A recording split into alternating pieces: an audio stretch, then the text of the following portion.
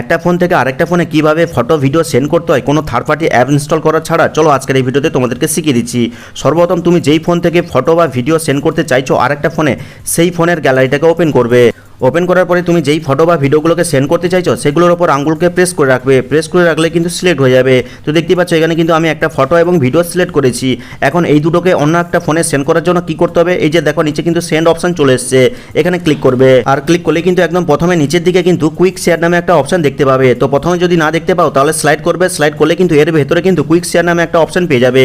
তো অনেক ফোনে কিন্তু নিয়ার বাই শেয়ার নামে একটা অপশন থাকতে পারে, ওখানেও ক্লিক করলে হবে। তো ম্যাক্সিমাম ফোনে কিন্তু এই কুইক শেয়ার অপশনটা রয়েছে, এখানে ক্লিক করবে।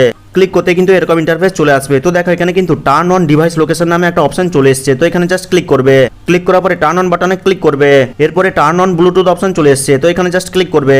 আর ক্লিক করলে কিন্তু এরকম সার্চিং করা শুরু করবে। তো দেখো এখানে দেখাচ্ছে যে looking for nearby device. এরপরে কি করবে, তুমি যেই ফোনে রিসিভ করতে চাইছো ফটো ভিডিওটা, সেই ফোনের নোটিফিকেশন বারটাকে উপর থেকে নিচের দিকে নামাবে। নামালে কিন্তু দেখতে পাবে কুইক শেয়ার নামে একটা কিন্তু অপশন রয়েছে। তোমাদের যদি এই নোটিফিকেশন বারের মধ্যে না থাকে তাহলে কিন্তু এই অ্যাপ লিস্টের মধ্যে কিন্তু কুইক শেয়ার নামে একটা অ্যাপ পেয়ে যাবে, ওই অ্যাপটাকে ওপেন করবে। তো আমার এখানে নোটিফিকেশন বারে কুইক শেয়ার অপশন রয়েছে, এখানে ক্লিক করছি।